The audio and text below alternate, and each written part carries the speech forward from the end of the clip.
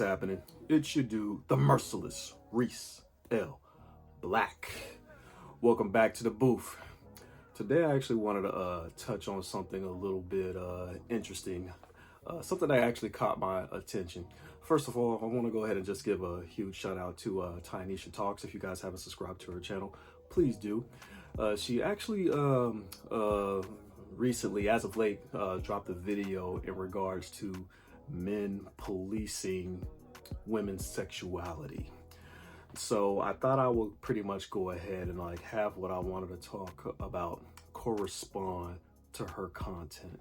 It was in the lines of, hey, when should women have sex with a man? When is it too long and when is it too soon? In my opinion, when should a woman have sex with a man?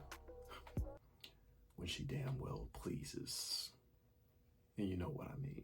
A lot of men pretty much like to always talk about when a woman is having sex, why a woman is having sex, and how many guys she's actually sleeping with or whatever. So they're constantly always feel the need to criticize a woman's sexual activity. Even when the woman goes celibate, abstinent, you know, they always gotta theorize why this woman chose that route. These are the type of men who always gotta criticize women when it comes to them having sex. A lot of men, believe it or not, can be sexually repressed. A lot of you guys out there have done something that you feel guilty about, or you don't exactly feel hunky-dory about. Some of y'all feel ashamed about the stuff that y'all is doing with women or whatever. Yeah, so therefore, you kind of have a tendency to try to project it on other women. Like, ugh, she did that, man. She nasty, she a slut, she a little hoe, woo, woo, woo. And you have done some stuff that you're taking to the grave with you yourself. Yeah, you got some bones in the closet that you don't want anybody to know about that you've done sexually. So these men actually have a tendency to try to project their out-of-pocket sexual shit on another woman's shit. So you got to watch out for them cats like that. Yeah, that's right. Your little sexual past, you're not too happy about it. Even if you're still doing something sexually crazy and foul right now. Yeah, you're not too comfortable with yourself now, are you? And this is not a jab at you guys, but most men out there who are not sexually active, you guys have a tendency to judge a woman quick just because she slept with more people than you slept with. Hell, she probably slept with more women than you have.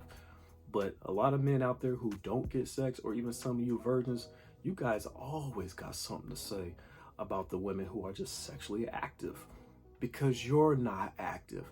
See, most women, they do not have to work for the D like men do. Men got to work for the P all the time.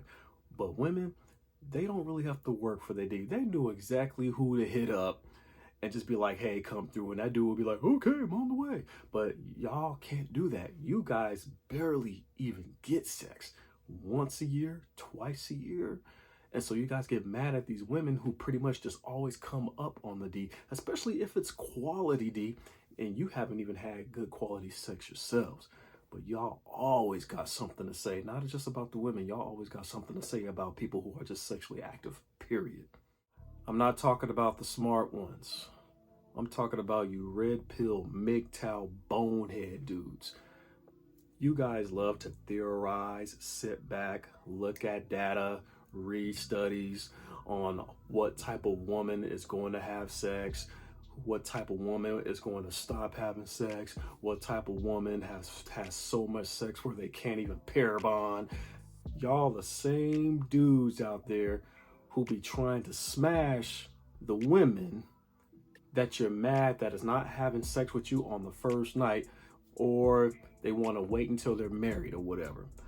You guys got to really make up your mind, because I'm going to tell you something. A lot of you cats out there that support the bonehead red pill MGTOW stuff, you guys got the game twisted or whatever. You guys will literally sit back and judge all these women, whether or not they are having fun. Everybody is an adult. People are having sex. That's just it. You're just upset that they're not having sex with you. You're just upset that you're trying to do everything in your power just to smash, because it ain't like you want to commit to any of these women. You literally just want to smash. And a lot of these women damn near just done called you out. So you people, you red pillars out there, you MGTOW bonehead red pillars, who are twisting the words of the rational male and all that other stuff. You guys like to focus on one thing, woman's sexual nature, but you like to dictate that you're not going to be committing to a woman who had, over 20 partners. You're not going to commit to a woman if they don't sleep with you by the third date. You're not going to commit to a woman if she has children. You're not going to commit to a woman if there was no dad in the home. This is the thing. Y'all are the most just the most judgmental people ever. And that's why you guys feel the need to police a woman when it comes to sex, because it makes you feel good about yourself. It makes you think you're actually better than that chick. Most men who are in committed relationships and they are not happy, notice that they have a tendency to always bring up what another woman is doing in their own bedroom. How could she do that? How could she sleep with him? Why is she cheating on him with this other guy? It's like, why do you care? Because deep inside, they wish they were with that chick. They wish that it was their D, that this other woman was craving. In some cases, they even look at the women who are not having as much sex. They wish they were with that person because that person is coming off a little bit, somewhat pure or whatever. Like they feel safe when they, when they are around that person. Not around that person, but they wish they were around that person because the person that they're with now might be having them feel a little bit insecure in some way. It's personal. Now, they are the chief of the sex police. This is probably the dude who's always pretty much profiling what woman is doing what.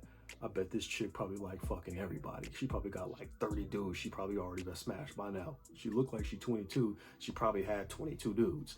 They always got to do that one because they are still looking for the Mother Teresa type, but be a freak in the sheets. It's almost like every day they are having a conversation with a woman about sex because they kind of want to find out how many guys that they slept with, even though we all know that a woman is really not going to give you their true body count. Some women do, but you just have to take it with a grain of salt. If she said 3 or 4 guys, you just got to say, okay. But honestly, most dudes who want that commitment, who even want to get married someday, they are always going to basically talk about the body count because they're looking for a comfort level. You guys look and clown how many dudes this woman has slept with as a way to make yourself feel better. Because the last girl, she's not hitting you back.